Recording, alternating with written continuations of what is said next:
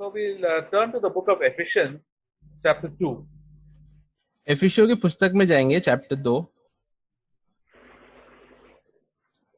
It says, 1 and 2, and you who are dead in your trespasses and sins, in which you formerly walked, according to the course of the world, according to the prince of the power of the air, of the spirit that now is working in the sons of disobedience. Among them we too all formerly lived in the lust of our flesh, indulging in the desires of the flesh and of the mind, and by nature children of wrath, even as the rest.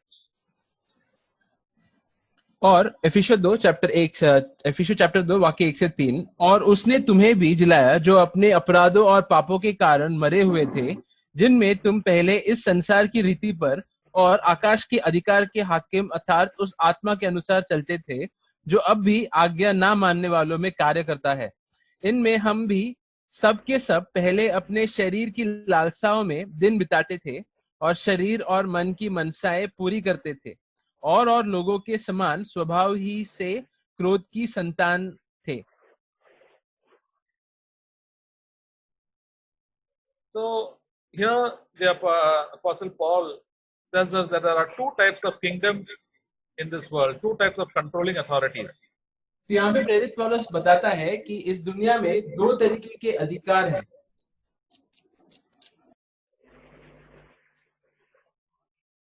There is one, the kingdom of God, and the other kingdom of darkness, that is of the devil. तो एक अधिकार है परमेश्वर का, दूसरा अधिकार है शैतान का या अंधकार का राज्य का। And there are two, and all the people of this world are either walking in under the control of the God or under the control of the devil. और दुनिया में जो लोग हैं, वो लोग ये दो में से कोई एक अधिकार के नीचे चल रहे हैं, या तो परमेश्वर के अधिकार के नीचे या शैतान के अधिकार के नीचे। And we all of us who have lived in this world have been under the control of the prince of the power of the air, that is the devil. और हम में से जितने भी लोग यहाँ पे हैं, एक समय पे हम भी शैतान के अधिकार के नीचे थे। Because of that, they are known as the sons of disobedience. इसकी वजह से हम सभी लोग एक समय पे जाने जाते थे विद्रोह के पुत्र। That is verse 2, it says sons of disobedience. और वो है वाक्य 2 में हम लोग देखते हैं आज्ञा ना मानने वाले के कार्यकर्ता। And because why are we the sons of disobedience? Because the devil was the disobedient angel, and we were under his control. और क्यों हम लोग आज्ञा ना मानने वाले के कार्यकर्ता कैसे जाने जाते थे? क्योंकि शैतान खुद आज्ञा नहीं मानने वाला था और हम उसके नीचे, उसके अधिकार के नीचे चलते थे। And he influences us to be disobedient to God. और यही शैतान ही है जो हमारे ऊपर असर डालता है कि हम भी परमेश्वर की ओर विद्रोही बने। And we are under his control, and he tells us to do what we like. और जब भी हम लोग उसके नियंत्रण में होते हैं, तो वो हमें कहता है कि तुम वही करो जो तुम्हें पसंद है। To do it my way. कि हम खुद के अनुसार चीजें करें। In God's kingdom, everything is done according to God's way. लेकिन परमेश्वर के राज्य में हर एक चीज परमेश्वर के हिसाब से होता है। And the devil did not want to submit to God's way, so he wanted to do it his way. लेकिन शैतान जो था वो परमेश्वर के अनुसार नहीं चलना चाहता था, वो अपने अनुसार जीना चाहता था। So now when every human being is born, they also have this desire to do their own will. और आज भी जब भी कोई मनुष्य का जन्म होता है, उसके अंदर भी वही इच्छा होती है कि वो अपने अनुसार चीजें करे। And verse 3 says that among them we too lived in the lust of our flesh, indulging in the desires of the flesh and of the mind, and by nature children of anger, even as the rest. और वाक्य 3 में लिखा है, इनमें हम भी सब के सब पहले अपने शरीर की लालसाओं में दिन बिताते थे और शरीर और मन की मनसाएं पूरी करते थे, और लोगों के समान स्वभाव ही से क्रोध की संतान थे। There are two types of kingdoms. One is the kingdom of God, in which everything is done according to the will of God. तो संसार में दो राज्य हैं। एक है परमेश्वर का राज्य, जिसमें हर एक चीज परमेश्वर के अनुसार होता है। as Jesus taught us to pray the prayer, Our Father who art in heaven, hallowed be thy name. जैसे प्रभु यीशु ने हमें सिखाया किस रीति से प्रार्थना करना है, हमारे पिता जो स्वर्ग में है, आपका नाम पवित्र ठहराया जाए. And thy kingdom come and thy will be done on earth. आपका राज्य आए, आपका इच्छा हो इस धरती पे जैसे स्वर्ग में होता है. So God's will should be done in my life, and all what I am doing, God's will should be done.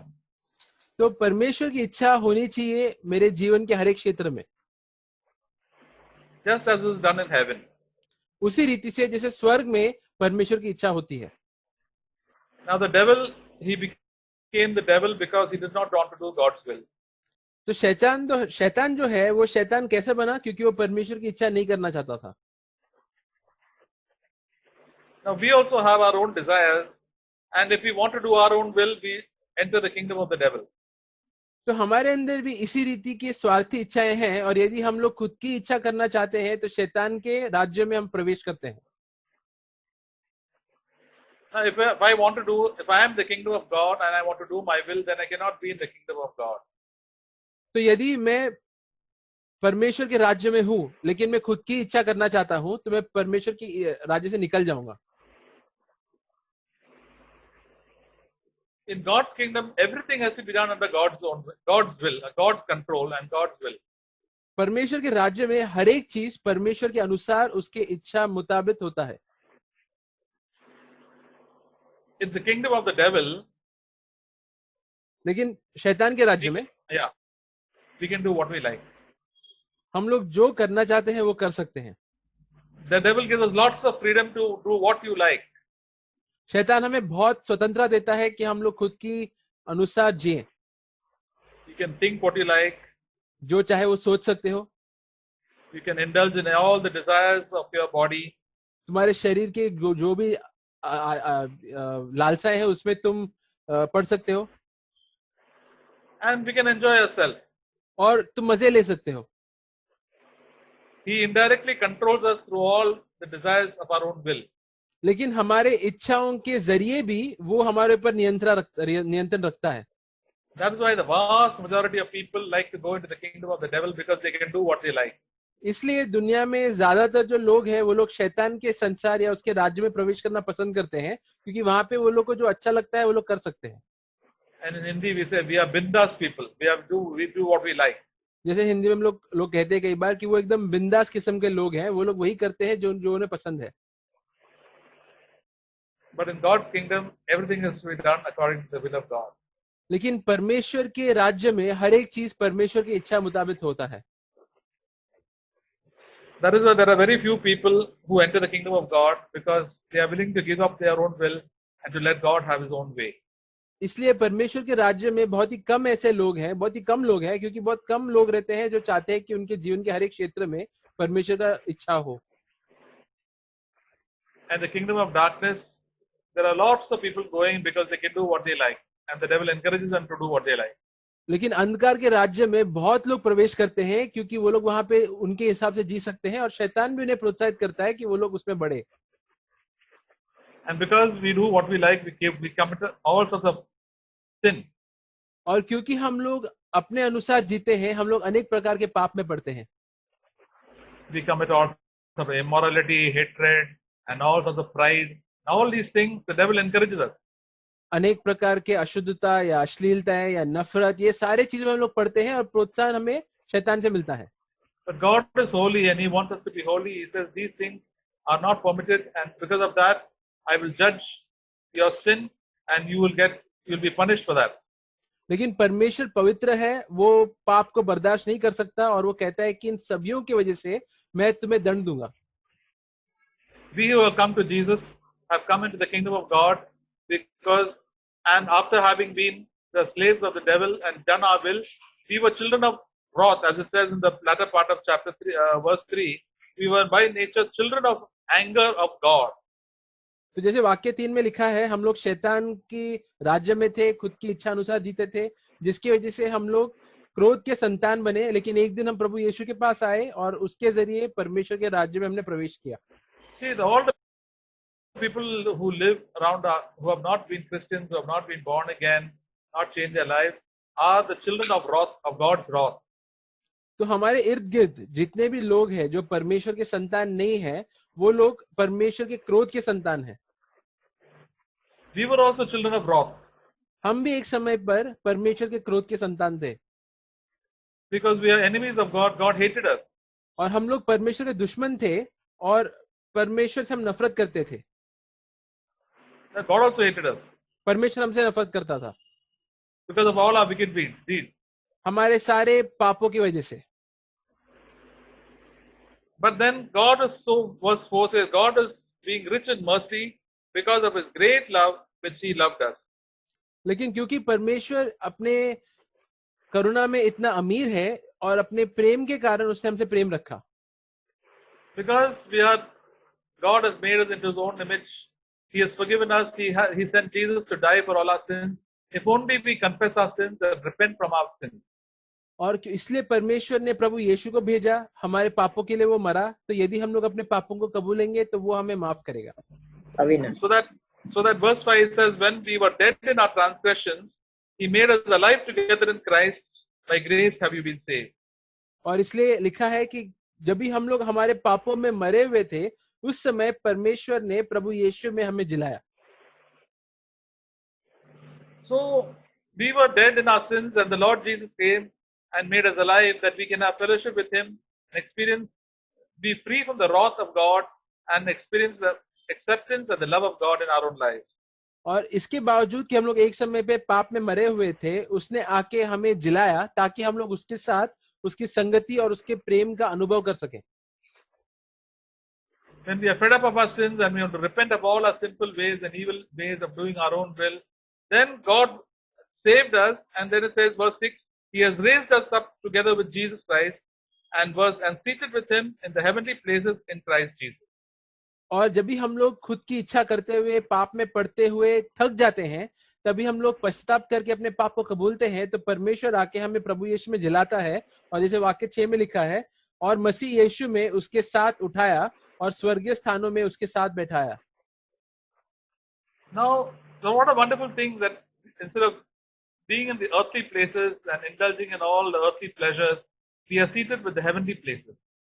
तो ये क्या बढ़िया बात है कि इसके बजाय कि हम लोग धरती पे संसारी आनंदों में भाग ले, हम लोग स्वर्गीय स्थानों में स्वर्गीय चीजों की आनंद ले सकते हैं। So all our desires earlier were for the things of this earth, as it says in verse 2, we were under the verse 3, that we are indulging in the desires of the flesh and the desires of the mind. और जैसे एक समय पे हम लोग का जो ध्यान था पूरी तरीके से संसारी अभिलाषाओं पे था, जैसे वाक्य 3 में लिखा है। Now our desires are for Jesus and the purpose of the Lord in our own life, and our thoughts are centered on the Lord and his word. लेकिन अभी हमारी जो इच्छाएं हैं वो परमेश्वर के राज्य के ऊपर आई हैं, और अभी हमारा जो सोच विचार है वो भी परमेश्वर और उसके कार्यों के ऊपर है।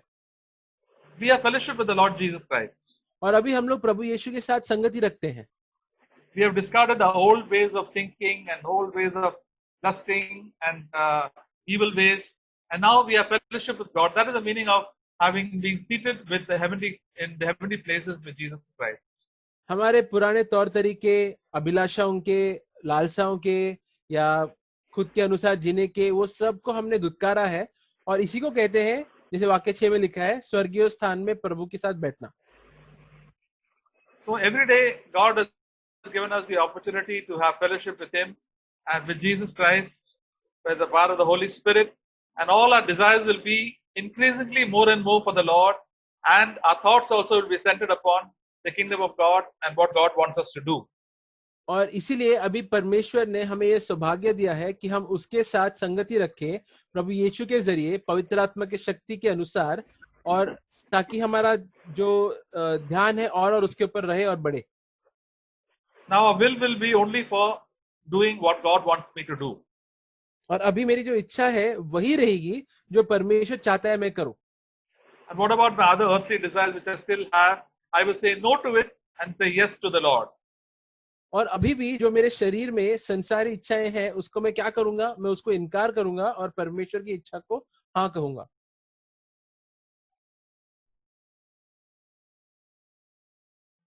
Hello hello. Yeah, just wait. Just now. Can you hear me now? या Uh, we will hate all these evil desires that were coming out of our flesh. That is immoral desires, the desire to eat and drink and to be famous and to make money. These are the desires that people in the world have, and we all had. तो अभी हम लोग जो शरीर की अभिलाषाएं हैं, खाने पीने की या अश्लीलताएं या मशहूर बनने की, इन सभी से नफरत करेंगे. एक समय पे ये सारी इच्छा हमारे अंदर भी राज करती थी. Now we have new desires, the desire of the Holy Spirit, Lord, to be pure in life, to have a holy life, and to live in fellowship with God and keep on continuously doing good. और अभी हमारे पास नई इच्छाएं आई है कि हम लोग परमेश्वर के साथ संगति रखें, उसकी ज्योति में चले और सभियों की ओर भला करते जाएं. The Holy Spirit will tell us these things that are doing now, your thinking is not correct, you are wrong. Please change it and hate it. पवित्र आत्मा हमें जताता है कि ये जो तुम चीजें कर रहे हो, ये जो तो चीजें तुम सोच रहे हो, ये गलत है, इससे नफरत करो. We love the things that God loves and hate the things that God hates.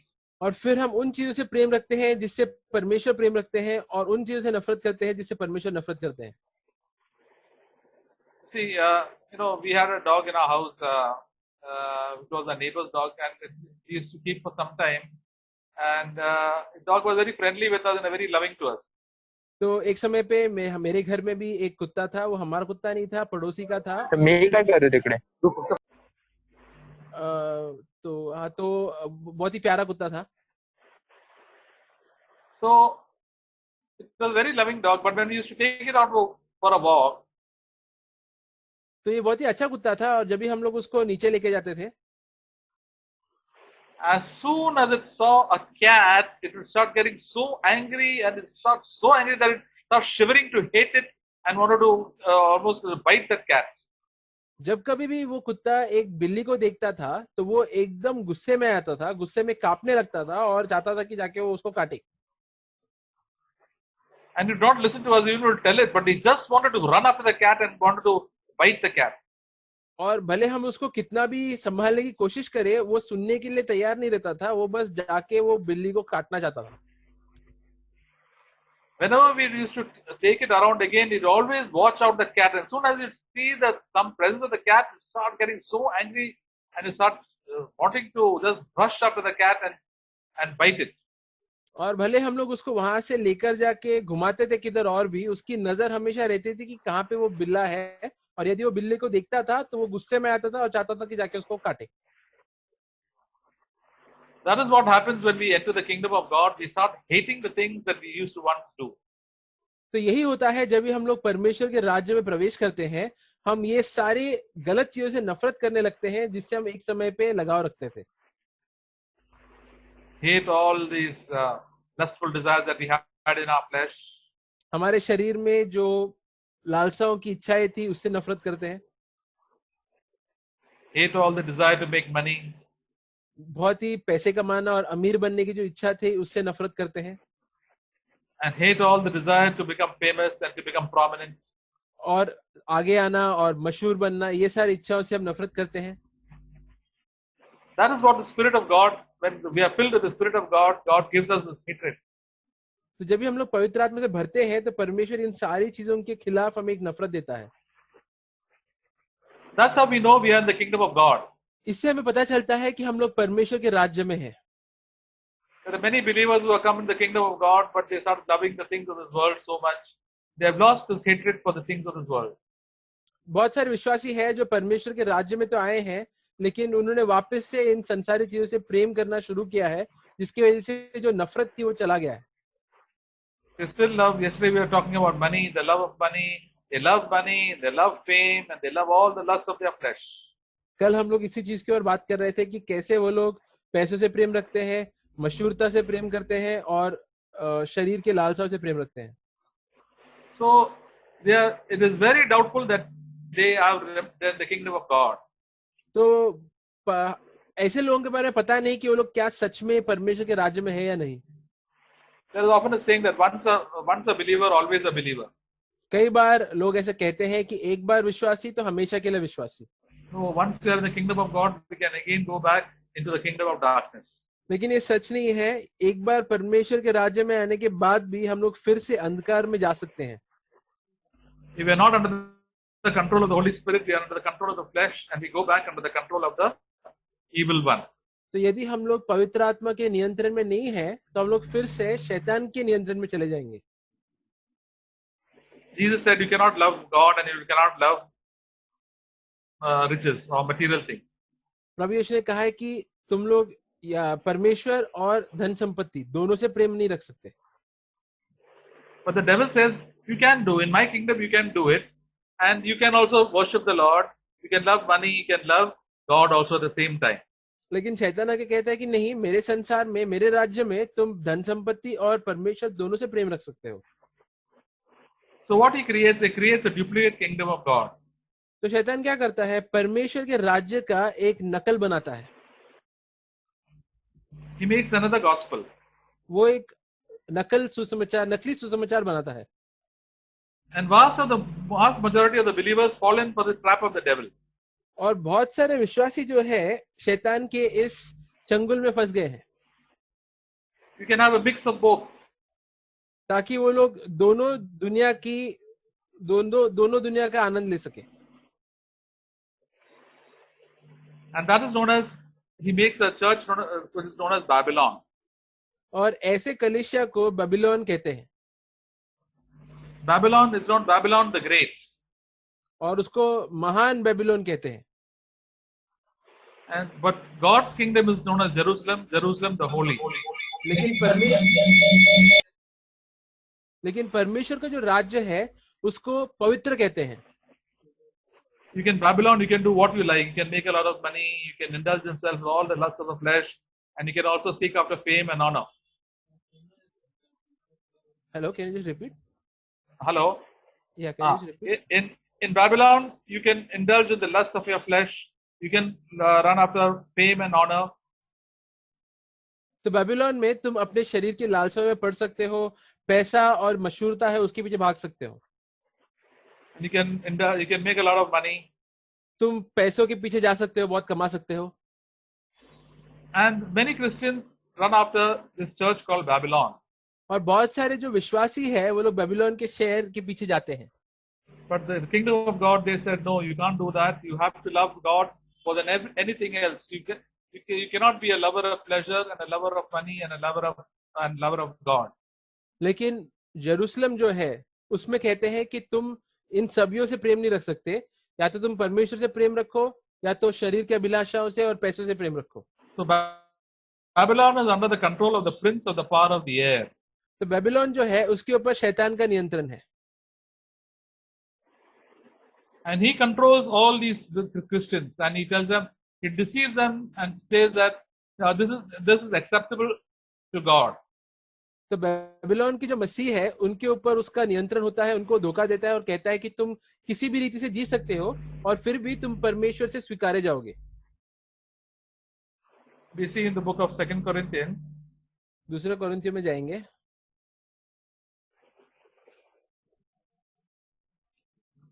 Chapter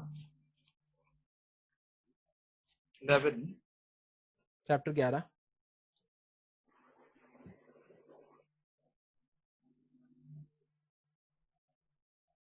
Verse 3. वाक्य 3. दूसरा कोरिन्थियों चैप्टर 11 वाक्य 3. It says, for 2 Corinthians chapter 11 verse 3. It says, for I am afraid, lest as the serpent deceived Eve by his craftiness, your mind should be led astray from the simplicity and purity of devotion to Christ. परंतु मैं डरता हूं कि जैसे सांप ने अपनी चतुराई से हवा को बहकाया, वैसे ही तुम्हारे मन उस सिधाई और पवित्रता से जो मसीह के साथ होनी चाहिए कहीं भ्रष्ट ना किए जाए. Verse 4 says, if one comes and preaches another Jesus whom we have not preached, and you receive a different spirit which you have not received, or another different gospel which you have not accepted, you bear this beautifully. वाक्य 4 में लिखा है, यदि कोई तुम्हारे पास आकर किसी दूसरे यीशु को प्रचार करे जिसका प्रचार हमने नहीं किया, या कोई और आत्मा तुम्हें मिले जो पहले ना मिला था, और कोई सुसमाचार जिसे तुमने पहले ना माना था, तो तुम्हारा सहना ठीक होता। So the Lord, see, the Apostle Paul says, see, the devil, he can easily come and deceive us by speaking very sweet things to us. तो यहाँ पे शैतान जो है वो बहुत ही मीठे शब्दों के साथ हमें धोखा दे सकता है, And then all our thought pattern can be changed. Our minds can be led astray from the simplicity of devotion to Christ. और धीरे धीरे करके हमारे सोचने के तरीके को बदल सकता है, जिसकी वजह से परमेश्वर की ओर जो साधारण सा जो भक्ति है उससे हमें भटका सकता है। So our devotion to Christ will go away, and which is so simple that He wants to take away, because that is the kingdom of God, is a simple and a pure devotion to Christ. और इस भक्ति से वो हमें दूर कर सकता है, क्योंकि परमेश्वर के जो राज्य है उसमें प्रवेश करने के लिए एक सीधा साधा भक्ति और भक्ति चाहिए परमेश्वर की ओर। But now what He does, He gives us another gospel, another Jesus. लेकिन अभी वो क्या करता है, हमें एक नकली यीशु देता है। What is this another Jesus? और ये दूसरा यीशु कौन है? A Jesus who is loving and kind, एक ऐसा यीशु जो सिर्फ प्रेम रखता है, सिर्फ करुणामय है, who will accept all your faults, जो तुम्हारे सारे जो कमियां हैं उसको स्वीकारेगा, who will not get angry against sin, जो कभी भी पाप के खिलाफ गुस्से में ना आएगा। He wants to give you, he's like a very loving type of person. He is not a person who is strict against sin. तो वो एक ऐसा व्यक्ति है जो सिर्फ प्रेम ही करता है, वो पाप के खिलाफ कभी कुछ कहता या बोलता नहीं है। Now Jesus has come to save us from our sin, प्रभु यीशु आए हैं हमें हमारे पापों से बचाने के लिए, not to keep us there in our sin. हमें हमारे पापों में रखने के लिए नहीं। So this type of Jesus is a false type of Jesus who will tell us, doesn't matter, you are weak, and you will fall into lust, and you will fall into the desire for money and fame. That is okay. It is all human beings' fault. This is the type of Jesus that is very loving, seems to be very loving, but is very false type of Jesus. तो ये जो नकली यीशु है, ये ऐसा यीशु है जो कहता है कि हाँ तुम बहुत ही निर्बल हो, तुम शरीर की लालसाओं में, पैसों के प्रेम में, मशहूरता के पीछे, ये सारे पापों में पड़ते रहोगे। तो एक ऐसा यीशु है जो सिर्फ प्रेम के बारे में बात करता है, लेकिन पाप के खिलाफ बात नहीं करता। Just imagine at the time of the Apostle Paul, is hardly about 30 or 40 years since Jesus' time, all sorts of gospels started coming and started infiltrating into the church. तो हम लोग देखते हैं पहले सदी में भी प्रभु यीशु के पुनरुत्थान के 30 या 40 साल बाद अलग अलग प्रकार के नकली सुसमाचार फैलने शुरू हो गए थे। So it says about different spirit and a different gospel.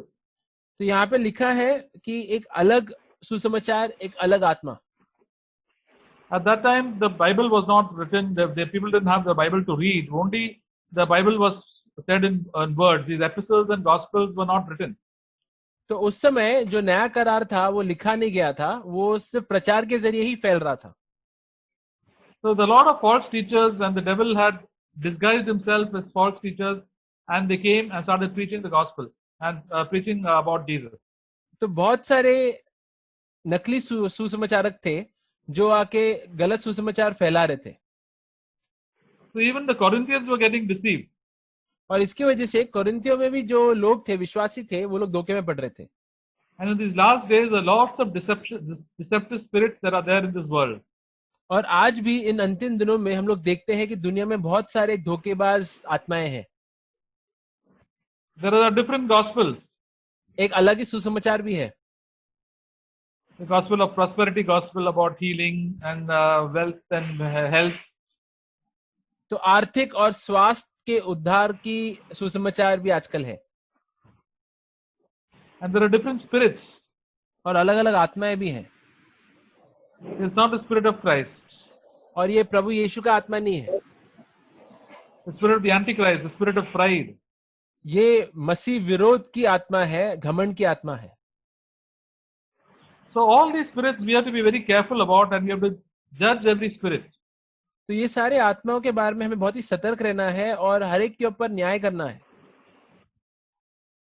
Now, with the internet coming into this world, अभी इंटरनेट की वजह से all sorts of spirits have been spread around through television, through Facebook, through WhatsApp. So we can listen to all sorts of messages and all sorts of preachers. तो अनेक प्रकार के सुसमाचारक और प्रचारकों के संदेश को हम लोग आज व्हाट्सएप, फेसबुक या यूट्यूब पे देख सकते हैं.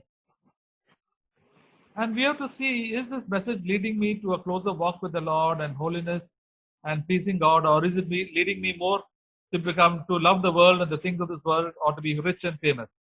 तो जब भी हम लोग कोई प्रचारक को सुनते हैं, हमें उस समय जांचना है कि क्या ये जो संदेश है मुझे प्रभु यीशु की ओर, पाप की ओर, नफरत, पवित्रता की ओर लेकर जा रहा है या दुनिया के चीजों की ओर और लेकर जा रहा है. This is the spirit of Babylon. तो ये बेबीलोन की आत्मा है. And then if we are not careful in our own life, we will get deceived like Eve, and then we will lose out on what God has prepared for us. और यदि हम लोग सावधानी नहीं बरतेंगे तो हवा के जैसे हम लोग भी धोखे में पड़ जाएंगे और परमेश्वर की जो योजना है हमारे जीवन के लिए उसे खो बैठेंगे. There are so many preachers claiming to be apostles on WhatsApp groups, and just giving their messages, but their main interest is on fame and money. आजकल बहुत सारे प्रचारक हैं जो खुद को प्रेरित करके कहलाते हैं और व्हाट्सएप पर, इंटरनेट पे बहुत सारे संदेश देते हैं, लेकिन उनका जो मुख्य उद्देश्य है वो तुम्हारा पैसा है और मशहूरता है. They are under the control of the power of the prince of the air. ये प्रचारक खुद जो शैतान है उसके नियंत्रण में है. So from there we must discern it and we must turn away from it. तो ये सब मामलों में हमें ध्यान रखना है, जांचना है और इससे फिरना है. And what they say seems to be very attractive. और इनका जो संदेश है वो बहुत ही सुनने के लिए अच्छा लगता है. There is healing, health, wealth, so many things that are attractive to us. वहां पे स्वास्थ्य है, पैसों की बात करते हैं, इन सब में उद्धार पाने की बात है, तो अच्छा लगता है सुनने के लिए. But the message of the true gospel is denying yourself, living for Jesus lived, and enduring suffering. लेकिन सच्चा जो सुसमाचार है उसका संदेश ये है कि तुम्हें प्रभु यीशु के जैसे जीना है, डटे रहना है दुख में भी.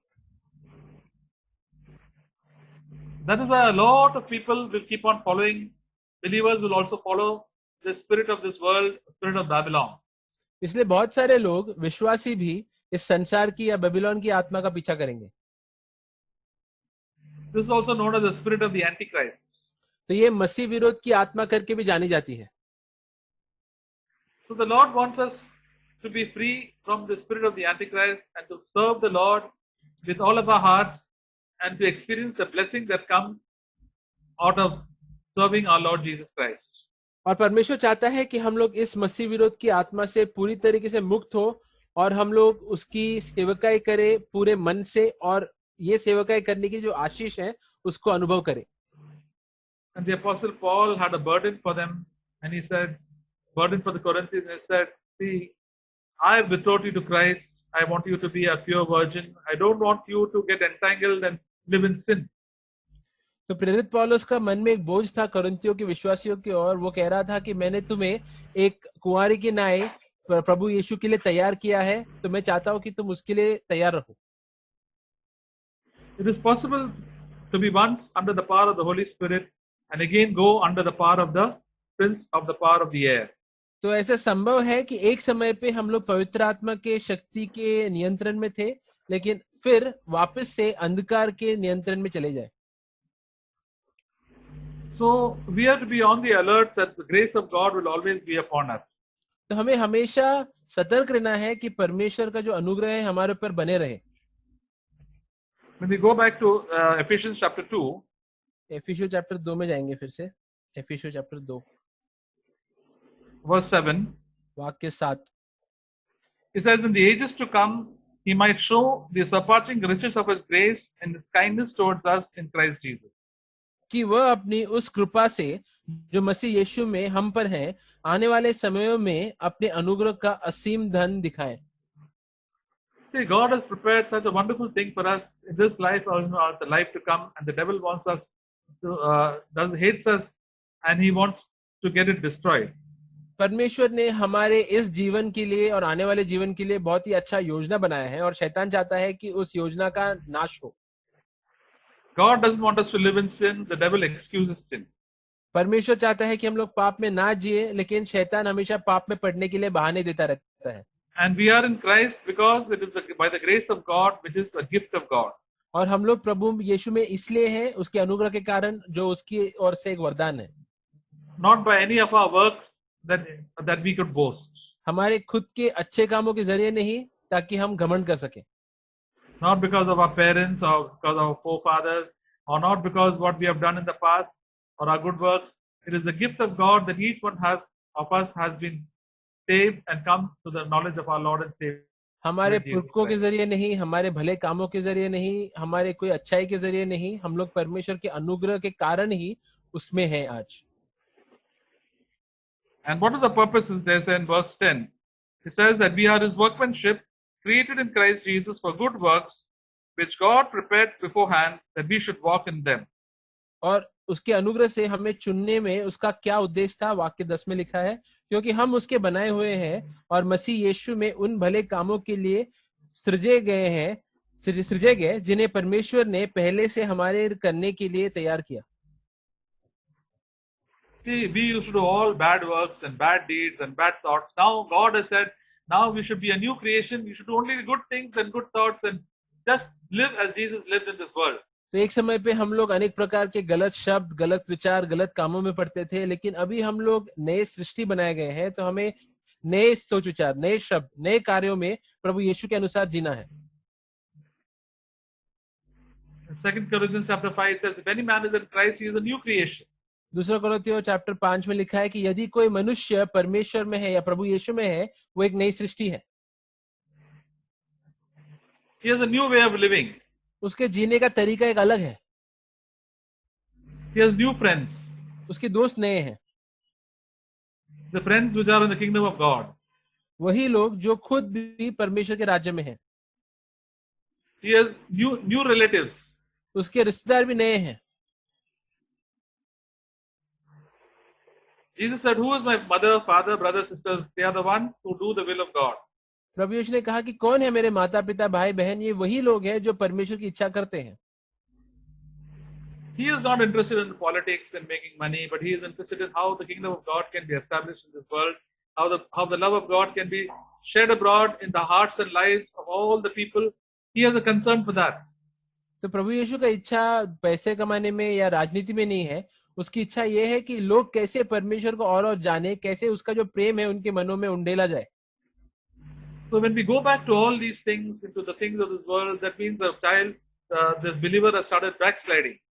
तो जब भी हम लोग पाते हैं कि हम लोग इस संसार की चीजों की ओर बढ़ रहे हैं, तो ये एक चिन्ह है कि हम लोग मसीह जीवन में पीछे हो रहे हैं। You cannot say once a disciple, always a disciple. हम लोग ऐसे नहीं कह सकते कि एक बार शिष्य मतलब हमेशा के लिए शिष्य। Whatever your position is, भले तुम कोई भी स्थान पे हो, we can easily backslide if we are not careful. बहुत ही आसानी से पीछे हट सकते हैं यदि हम लोग सतर्क नहीं रहेंगे तो। How did Judas betray Jesus? किस रीति से यूदा ने प्रभु यीशु को धोखा दिया? He said he became a traitor. वहां पे लिखा है लूका में कि वो धोखेबाज बना। When he first came, he had a good heart. शुरुआत में जब वो प्रभु यीशु के झुंड में शामिल हुआ था, तो उसका भी हृदय अच्छा था। Then he went back into the love of money. लेकिन फिर वो वापस से पैसों के प्रेम में पड़ गया। And when you go back into the world, you hate the children of God. और जब भी हम लोग वापस दुनिया की ओर बढ़ते हैं, तो परमेश्वर के बच्चों से नफरत करने लगते हैं। Jesus was a hindrance for him to make money. और प्रभु यीशु जो थे, उसके लिए एक अड़चन बन गए पैसे कमाने के लिए। Jesus was a hindrance for him to become famous. प्रभु यीशु उसके लिए एक अड़चन बन गए मशहूर होने के लिए। So that's why he betrayed him. He said that let this person get out of my way. इसलिए उसने फिर प्रभु यीशु को धोखा दिया, क्योंकि वो चाहता था कि प्रभु यीशु उसके रास्ते से हट जाए। So when we also go back to love the things of this world, we begin to hate the children of God. और इसलिए जब भी हम लोग वापस से इस दुनिया में चले जाते हैं, तो हम लोग परमेश्वर के बच्चों से भी नफरत करने लगते हैं। And we don't like the people who tell that we must walk in holiness. और हम ऐसे लोगों से फिर ऐसे लोगों को पसंद नहीं करते जो हमें पवित्रता में चलने के लिए बोलते हैं। We start gossiping and backbiting. हम लोग फिर गपशप करना, कुड़कुड़ाना शुरुआत करते हैं। And then we start going into the kingdom of darkness. The devil becomes, we have fellowship with the devil, and our tongue we give to the devil. Instead of praising God, we start grumbling and complaining. और हम लोग अंधकार के राज्य में जाने लगते हैं, शैतान के साथ संगति करने लगते हैं, और इसके बजाय कि हम अपने जीभ का इस्तेमाल परमेश्वर की प्रशंसा के लिए करें, हम शैतान को देते हैं गपशप करने के लिए। And we are being controlled by the evil spirit. और फिर हमारे जीवन में हमारे जीभ के ऊपर दुष्ट आत्माओं का नियंत्रण आता है। Peter told Ananias and Sapphira, "Why has Satan filled your hearts?" पत्रस जो है अननियास और सफायरा को कहता है कि क्यों शैतान ने तुम्हारे दिलों को भर दिया है, To tell lies. जिसके जरिए तुम झूठ बोल रहे हो। So they were all filled with the Holy Spirit, and they backslid, and they start telling lies, and because of that they died. वो लोग पवित्र आत्मा से भरे थे, लेकिन फिर वो पीछे हटने लगे, झूठ बोलने लगे, और हम लोग देखते हैं कि वहां पे वो लोग मर गए। So we must have a fear and trembling. He said, "Lord, I must hate sin with all my heart." तो उसी रीति से हमारे हृदय में भी एक भय और एक कांपना होना है। हमें बोलना है कि परमेश्वर मदद कर कि मैं पूरे मन से पाप से नफरत करूं। And the Holy Spirit tells you to hate that sin, hate it, throw it out. यदि पवित्र आत्मा तुमसे कहता है कि इस चीज से तुम नफरत करो, तो नफरत करो और उसको बाहर फेंक दो। We must do our best to eliminate it from our life.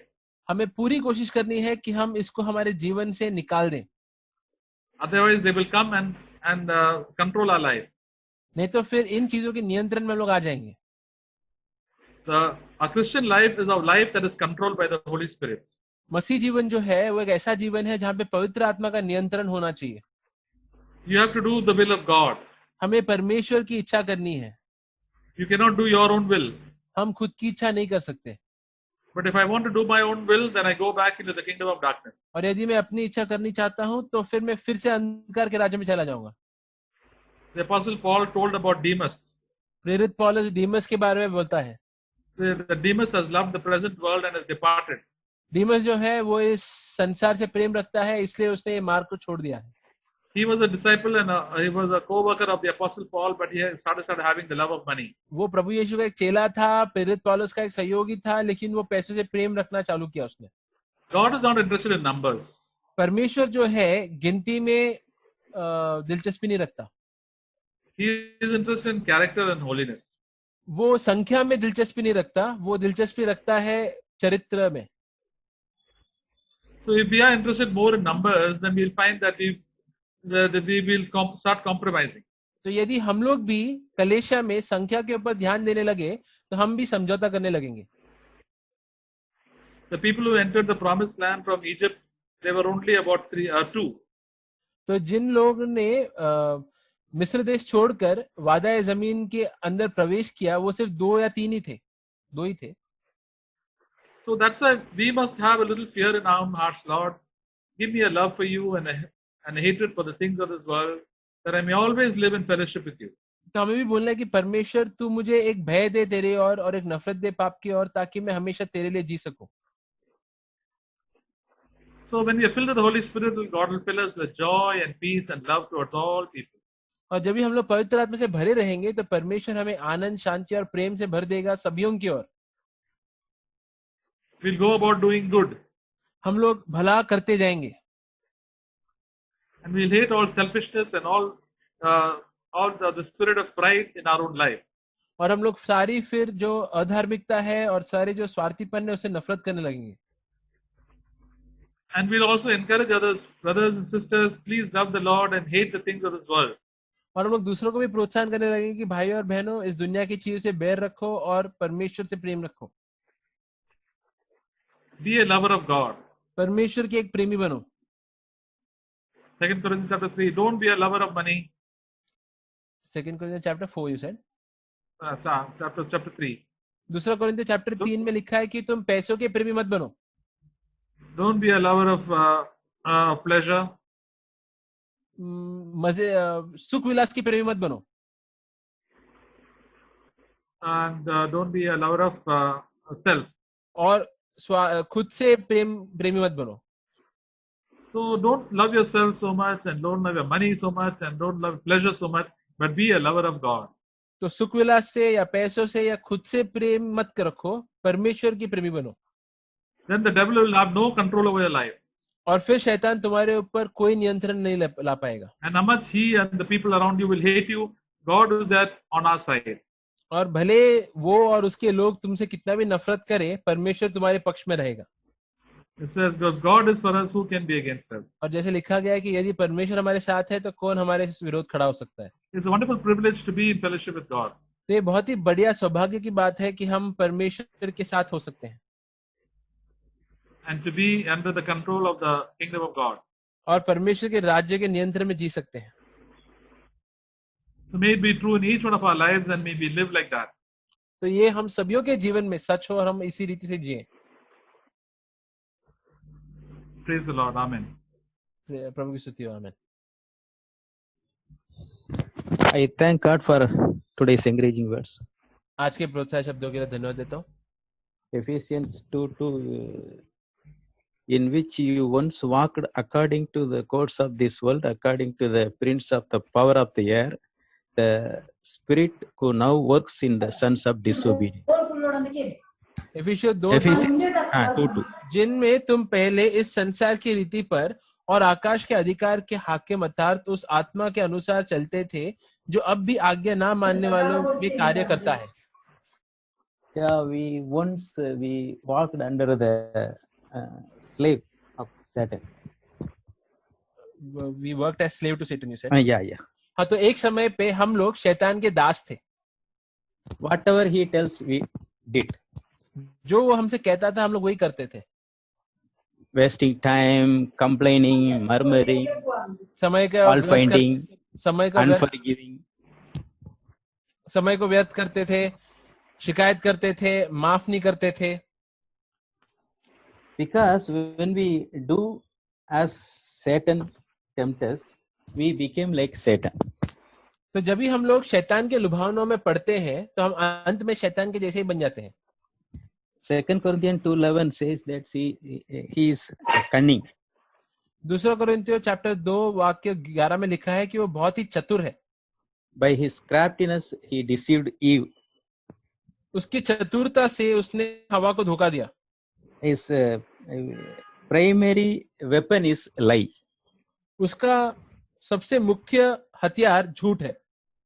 But he will tell the lie as a truth. लेकिन वो झूठ को सच के समान बोलता है. We can't find he is telling lie. पता नहीं चलता शुरुआत में कि वो झूठ बोल रहा है. Slowly we starting believing his lie, then doubt will come in God's word. तो जैसे जैसे उसकी झूठ में हम लोग मानने लगते हैं तो परमेश्वर के वचन के ऊपर शंका आने लगता है. But he starts with God's word only. और कई बार वो शुरू करता है परमेश्वर के वचन से ही.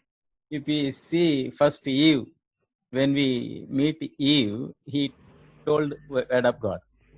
हम लोग देखते हैं शुरुआत में जब वो हवा के पास भी आया तो उसने अपने झूठ को परमेश्वर के वचनों के ऊपर ही आधार किया. Then when he tempted Jesus also, he told the word of God only. जब भी वो प्रभु यीशु के पास आया उस समय भी उसने परमेश्वर के वचनों का इस्तेमाल किया. Then for us also he will tell like this only. उस तरीके से इसी रीति से हमारे पास भी वो आएगा. For example, yesterday we see that Luke 16:13, no man can serve two masters. जैसे कल हम लोगों ने सुना लूका 16 उसमें 30 में कि कोई भी व्यक्ति दो प्रभुओं की सेवा नहीं कर सकता. We can't serve God and mammon. हम लोग या परमेश्वर और धन संपत्ति दोनों की सेवा कहीं नहीं कर सकते. We can't love God and money. हम लोग पैसा और प्रभु दोनों से प्रेम नहीं रख सकते. This God's word is very clear. तो ये मामले में परमेश्वर का वचन एकदम सरल है. But he will say, no, you can love God 90% and money 10%. लेकिन शैतान आके तुमसे कहेगा कि तुम परमेश्वर से 90% प्रेम रख सकते हो, 10% पैसों से प्रेम रख सकते हो. Then we feel that this is also a very good idea. फिर So हम लोग that we can work for money for whole of our life. Concentrate on money. Forget God. और हम लोग को भी लगता है कि हाँ ये भी कोई गलत बात नहीं है, और फिर हम लोग का जो जीवन का मकसद है पैसों को कमाने के लिए हम लोग रख सकते हैं. By this way only, our simple devotion to Jesus Christ He will destroy. और ये करने से ही परमेश्वर की ओर जो सरल भक्त है, सीधे जो भक्त है हमारी ओर भक्ति है, वो चले जाती है. He is Revelation 12:9 says he is a deceiver of the whole world. प्रकाशित ज्ञान में लिखा गया है कि वो पूरे दुनिया को धोखा देने वाला है. So my dear brothers and sisters, God's word clearly says he is a deceiver, he is a liar, he is a murderer. तो जैसे परमेश्वर का वचन एकदम साफ साफ कहता है कि शैतान जो है वो एक हत्यारा है, झूठ बोलने वाला है, धोखेबाज है. If we believe, then we will doubt God. यदि उसके बातों में हम लोग आ जाएंगे तो परमेश्वर के ऊपर शंका करने लगेंगे. John 10:10 says he will come to steal and murder. यूहन्ना 10:10 में लिखा है कि वो आएगा मारने के लिए और हत्या करने के लिए. So if we believe and do, our peace will go. तो यदि हम लोग उसकी बातों में आकर उसके अनुसार जिएंगे तो हमारा शांति खो बैठेंगे. So we have to give our heart to Jesus.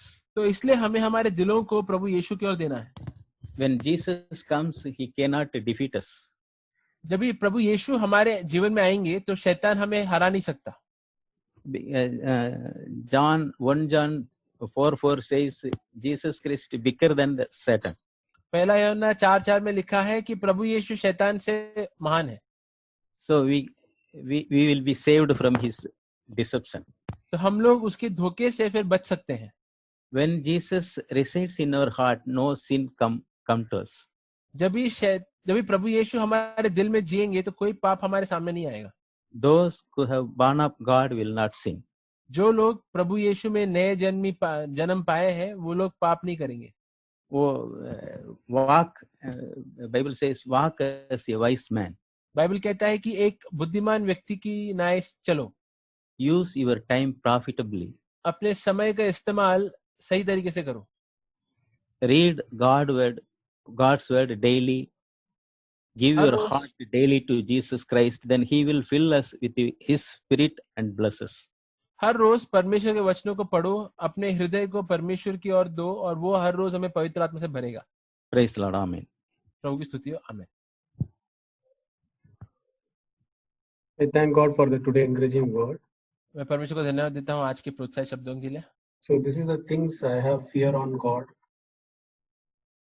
तो ये सारे मामलों में मैं परमेश्वर का भय रखता हूँ. Do not drift away from God. परमेश्वर से मुझे दूर नहीं भटकना है. So that is what we read in Hebrews chapter 2 verse 2. तो इब्रानी 2 उसमें 2 में हम लोग ये पढ़ते हैं. For this reason we must pay much closer attention to what we have heard, so that we do not drift away from it. Hebrews 2:2. Yeah. क्योंकि जो वचन स्वर्गदूतों के वर्स 1, इस कारण चाहिए कि हम उन बातों पर जो हमने सुनी है और भी मन लगाए, ऐसे ना हो कि बहकर उससे दूर चले जाए. So this is the things keep on God speaking, thing that I should not go far away from God. तो ये सब परमेश्वर ने मुझे बताया है ताकि मैं परमेश्वर से दूर ना भटकूं. So what is the reason? तो कारण क्या है? So we read in James chapter 1 verse 22. तो याकूब का चैप्टर 1 वाक्य 22 में हम लोग पढ़ते हैं. याकूब चैप्टर 1 वाक्य 22.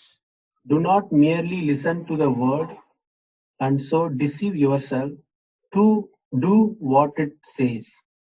परंतु वचन पर चलने वाले बनो और केवल सुनने वाले ही नहीं जो अपने आप को धोखा देते हैं.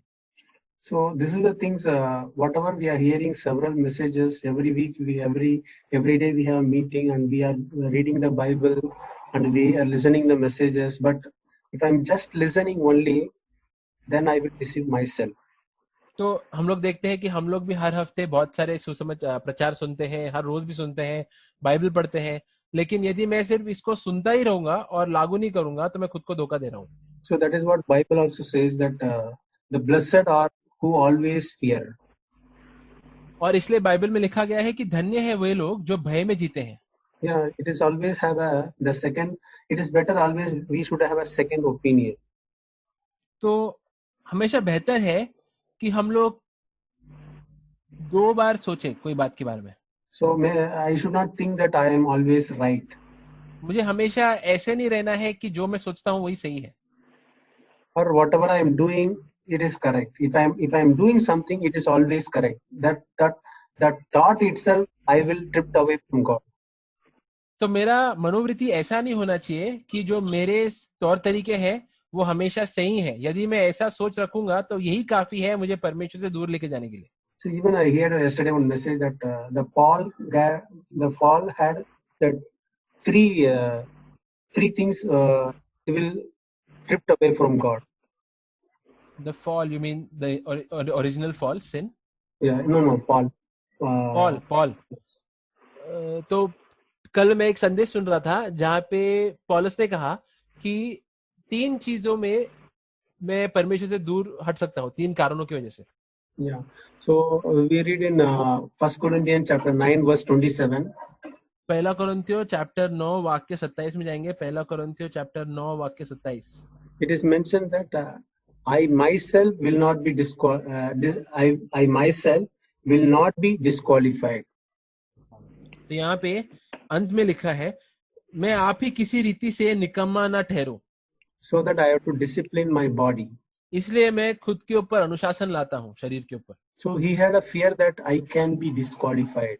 तो यहाँ पे प्रेरित पौलुस के अंदर एक भय था कि वो भी अंत में अयोग्य माना जाए. If I don't have a self-control, if I'm not disciplining my body, definitely I may preach, I may have a explaining very well, but I can be disqualified.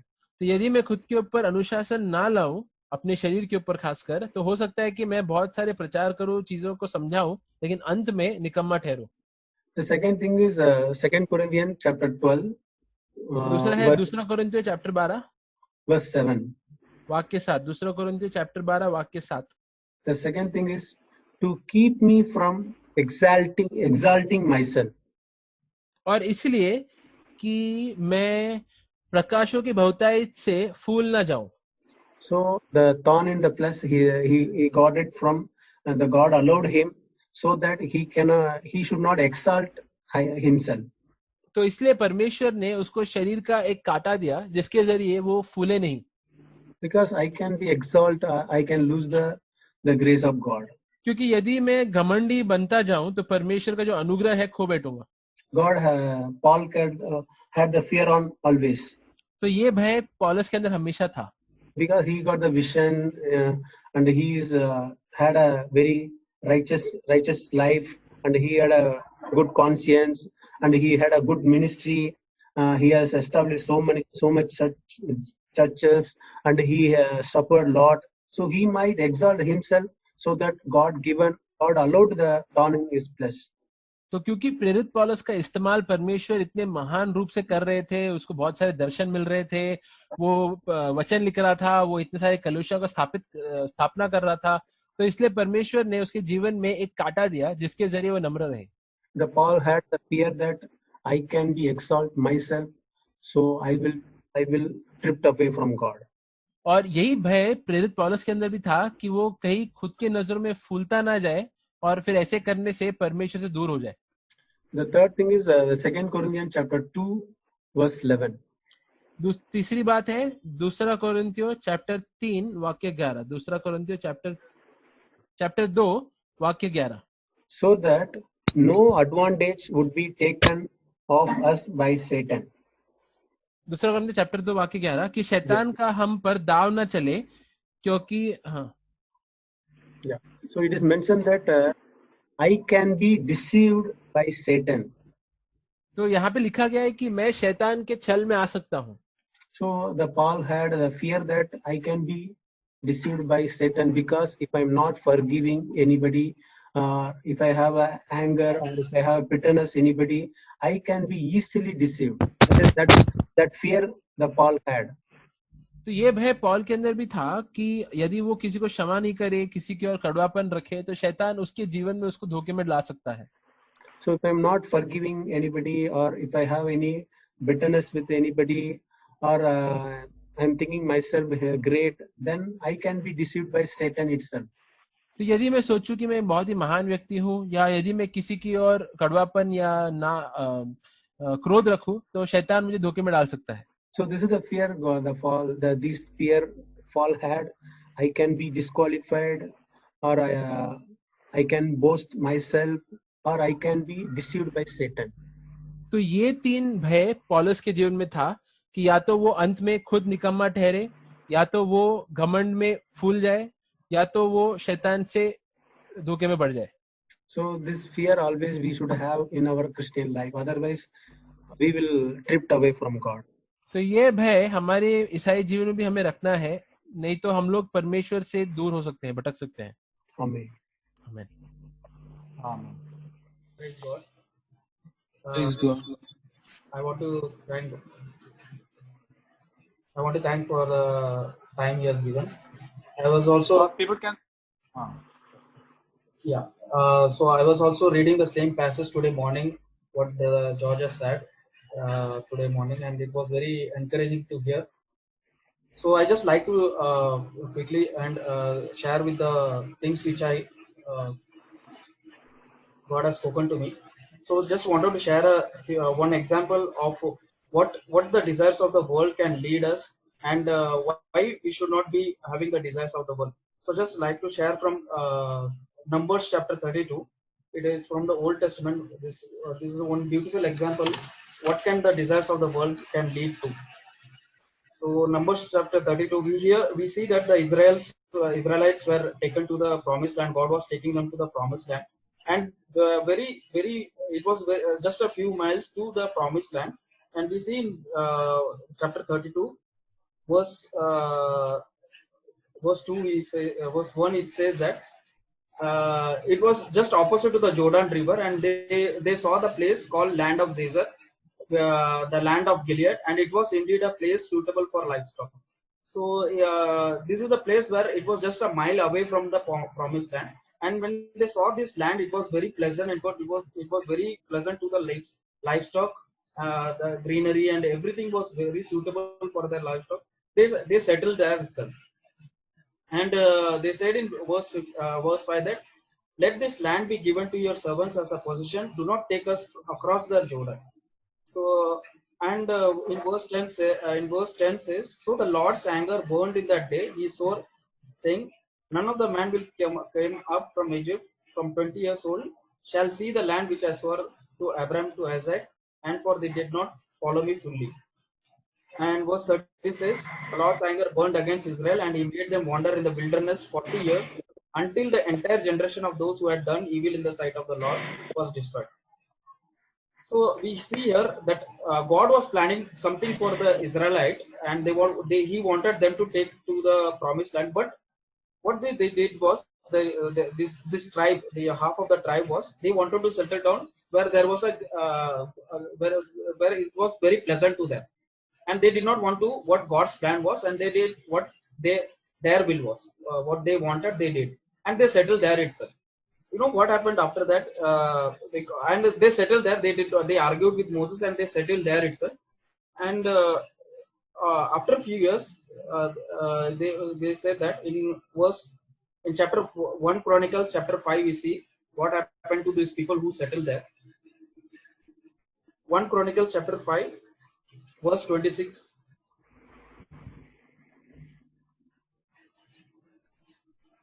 It says that, so the Lord of Israel stirred up the spirit of Pul, king of Azariah, even the spirit of Tilgah, and taken them away into exile, namely the Reubenites, the Gadites, the half tribe of Manasseh, and brought them to Hola, Heber, Hara, and to the river of Ozen to this day.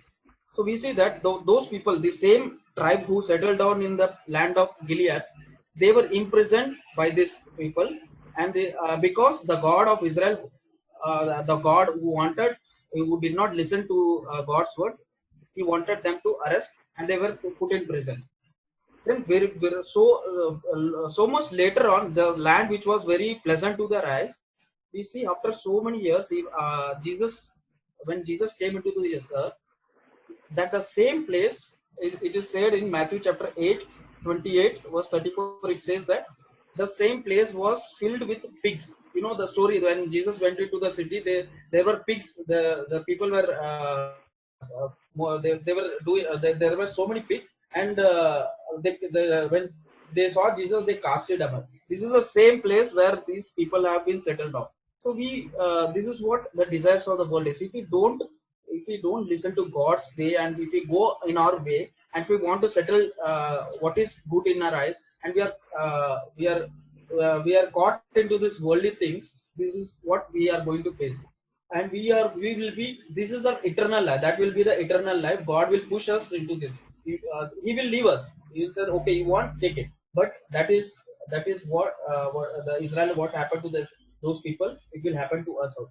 So that is why as we heard, we should not have these desires of this world. Whatever God has planned, we should walk in that way. Whether it is wrong, whether it is not for a short term, long term, we should always walk in that way. Not like people who do so bad. And see, these worldly things will be very attractive. So sometimes, as we heard, that it will be like it will pull us from God's way. But we should not do that. We should be always have the God's will and God's way. So just like to read the last verse, one verse I will share and close. 1 John chapter 2, John chapter 2, 16. Verse 16, it says that for all that is in this world, the lust of the flesh, the lust of the eyes, and the boastful pride of life is not from the Father, but it is from the world. So he says that all. It doesn't mention anything, particularly anything, but it says all. Means whichever there in this world are from the world. World means Satan. The world is of Satan, and we do not belong to Satan. So we have to hate the lust of the flesh, the lust of the and the boastful pride of life. So we can become pride on these things. So these are the things God wants to hate us, and we have to look into Jesus and run the race as Paul did. Paul was very much rich. He was a Roman. He was a Romanian, but he had so many risks. But by the Spirit of God, he knew what is there in the future. He knew what is the heavenly thing. As we read that God will place us in the heavenly place only if we hate these worldly things. Otherwise, He will leave us and He will say, "Okay, you enjoy this world, and you will die with this only. We will not inherit the kingdom of heaven." So we have to be very careful on these things. Satan will bring many things attractive. As Eve was tempted, it was attracted. So the Satan will also do the same things with many things in our life. Even the smallest thing, he will make us fall into sin. So that is how God will make us, by the Spirit of God, He will help us to overcome those sins. And Jesus said that I have overcome this world. You can also overcome this world. So we have to follow Jesus and set an example of Jesus as our Savior.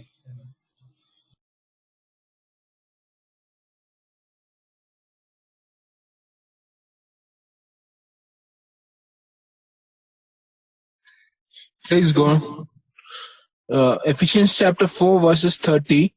Don't cause the Holy Spirit sorrow by the way you live.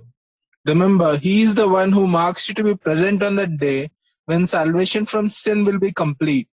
So here we see that by the way we live our lives, by the way our attitude to sin is, we can grieve the Holy Spirit. And then the Holy Spirit can depart from our lives. Like, why we see it? Because in Psalm 51, when David repented from his sin, he was asking God, he was pleading with God, "Lord, please don't take away your Holy Spirit from me." In the same way, Holy Spirit will mark us present on the day when salvation from sin will be complete. Means when our homework will be completed, that time will be marked present by Holy Spirit. So we need to take this seriously. But only thing is, we need to not give up. Even if we fall into sin sometimes, the devil will tell us, "See, you fall into sin. Now, there's no use. Go into the world." Or he'll say, "Live in sin for some more time. Let it be. No, every time you fall, get up and face the devil. The devil will knock you down 10 times. Get up and ask God forgiveness 10 times. Set it right 10 times. Especially those who are young, those who are the youth, those who are not yet got victory over sin. Even those of us who are struggling with some sin here and there, we need to never give up on our Christian life. We will always get up Every time you fall, get up, ask God forgiveness, set it right, come back to God. And always say, Lord, I want to do it, Lord. Tell the Lord, please give me a holy fear of you.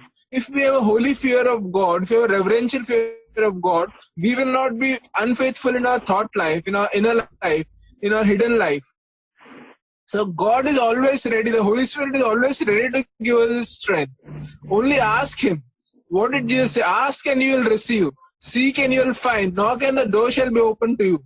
What is this asking and seeking? Not just material things, but also spiritual grace. Even if we fall, don't give up. Continue to come up and fight. Fight the battles of the Lord and win them. Amen.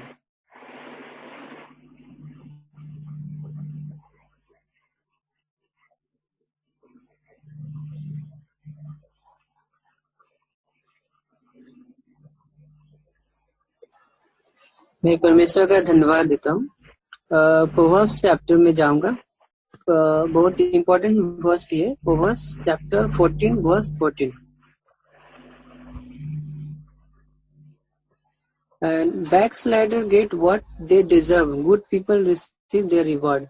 The backslider in heart will have is full of his own ways, but a good man will be satisfied with his. जिसका मन ईश्वर की ओर से हट जाता है वो अपनी चाल चलन का फल भोगता है, परंतु भला मनुष्य आप संतुष्ट रहता है। तो दिस वर्स परमेश्वर ये वचन से मुझे एनकरेज करते हैं कि always work close with God. परमेश्वर के साथ साथ चलो।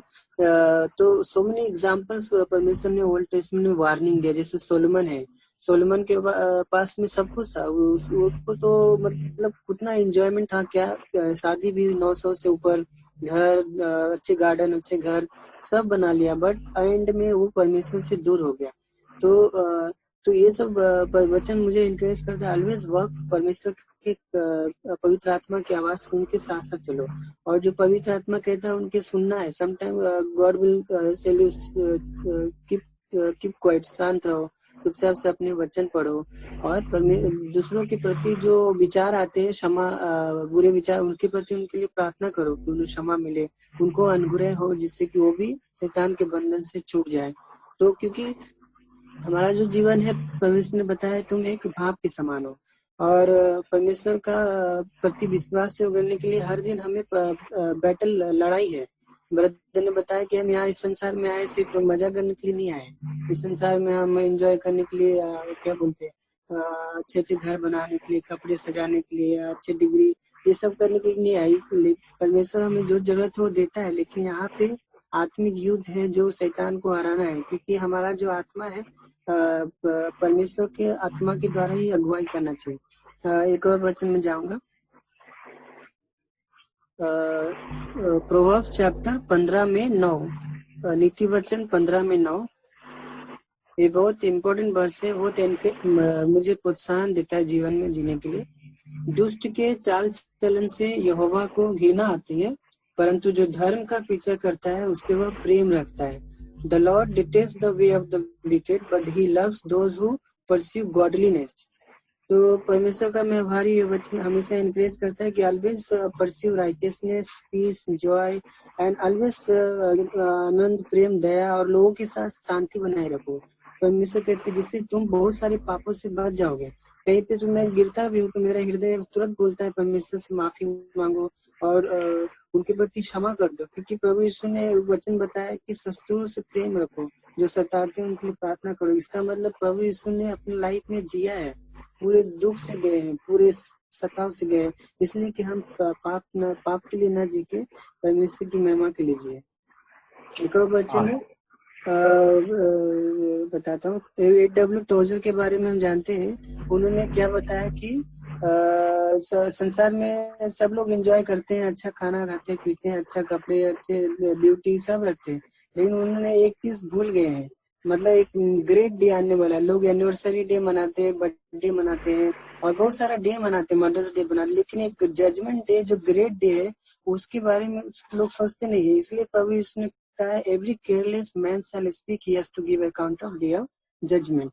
मतलब कोई भी मेरे मुंह से अगर कोई शब्द ऐसा निकलता है जो वचन के खिलाफ है, परमेश्वर के विरुद्ध है, तो हम आत्मा में, पवित्र आत्मा तुरंत हमें लगता है एक सुई भोग देता है। मतलब एक तलवार होता है ना, प्रभु यीशु तलवार पिजाते हैं मतलब तलवार को जैसे वो रहता है ना, छुरी कभी कभी जंग आ जाता है तो पिजाते, तो परमेश्वर फिर पिजाने लगते हैं कि अभी तुम्हारा परमेश्वर फिर बताते जल्दी मन फिराओ नहीं तो मैं पवित्र आत्मा से लगता है जैसे कभी कट जाता है हाथ वगैरह, तो वैसे लगता है कि परमेश्वर ने मुझे भोग दिया है।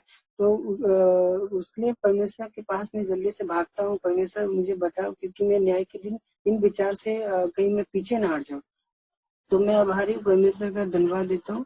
और एक आखिरी वचन बस, और 1 कुरिन्थियों 15:33 कहता है कि always the bad company corrupt good moral, those who are not interested in the repented in sin, मतलब जो पाप से भागना नहीं चाहते, इनके अंदर दिल नहीं है, बी वेरी केयरफुल, मतलब उनसे हमें चौकस रहना है, keep away from the idols. और बोलते हैं कि दुष्ट लोग भी ऐसे भी लोग हैं जिनको गॉड के बारे में विश्वास नहीं है, और शैतान बहुत कनिंग है, वो ही मेक द क्राफ्टी मतलब वो ऐसा लगता है कि बहुत गॉडली है, बहुत सारा क्या बोलते हैं भक्त है, लेकिन गॉड नोज द हार्ट, परमेश्वर हमारा दिल को जानता है। जो परमेश्वर से प्रेम करते हैं वो परमेश्वर उनको बहुत करीबी से पहचानता है। तो इन दिनों मुझे परमेश्वर सिखा रहे कि always humble and try to avoid all the thoughts which is not right in God side, और जो परमेश्वर की नजर में सही नहीं उससे भागो, और हमेशा लिव इन पीस, परमेश्वर शांति में रहो और भलाई करो, और जो सही है परमेश्वर की दृष्टि में वही करो, और सेट हमेशा हमारे मन जो है परमेश्वर के विचारों में लगाए रखो। आमीन। तो प्रभु का धन्यवाद करेंगे हम। Let us give thanks to the Lord। जैसे हम सुना है कि आज का दिन यहोवा ने बनाया है, क्यों बनाया? उसको धन्यवाद करने के लिए, प्रभु के लिए जीने के लिए, अपना मौज मजा करने के लिए नहीं। शैतान हमको बहुत टेम्पटेशन देंगे तो हम उसका सुनना नहीं, कोई गलत विचार भी डाल देंगे। तो हमको प्रभु के आज का दिन प्रभु के लिए जीना है, क्योंकि हमको एक दिन में there is another day, as brother said, there's judgment day. Two important days. There are two important days in our life. Only two. One is today, and the next is the judgment day, final day, when we have to stand before the Lord. So we have to keep in mind both these days, and Lord, what happens on the judgment day depends upon today. So let us live in that fear of God, but be thankful to God that God has taken us out. प्रभु ने हमको शैतान से के बल से निकाला है, कब्जा से निकाला, और उनका राज्य में प्रवेश करा दिया है हमको, and that we can live in the fellowship of the Lord. Otherwise we will all go back, and then judgment day we will have a very bad, we will be ashamed of God, ashamed of ourselves. So let us pray. Heavenly Father, we pray that you will anoint us with the Holy Spirit and help us to listen to the voice of the Holy Spirit, so that we can be strong in the Spirit, Lord. And we hate the things of this world and the lust of the flesh and the lust of the eyes and the pride of life. And Lord, may we have such a hatred for it, like the Apostle Paul, he said they are all like rubbish. Thank you, Lord, that we also can count it as rubbish, Lord, every day of our life. And as we count it, Lord, we thank you, Lord, the Father, the Spirit, we can love you and the things of this world, things of your things, the kingdom of God in our own life. Bless us, Heavenly Father, and grip our hearts, Lord, and our minds with your word, Lord, the rest of this day and this week, Father. Thank you, Lord. Bless this time, Heavenly Father, we pray.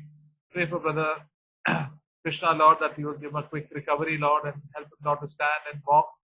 We praise you, Father, that you are doing all things well for us. Preserve us from all sicknesses.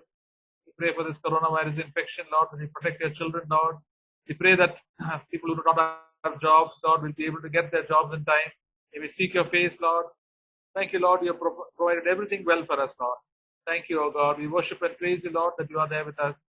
Help us to encourage one another daily, Lord. For the glory and praise of your name. Amen. Thank you.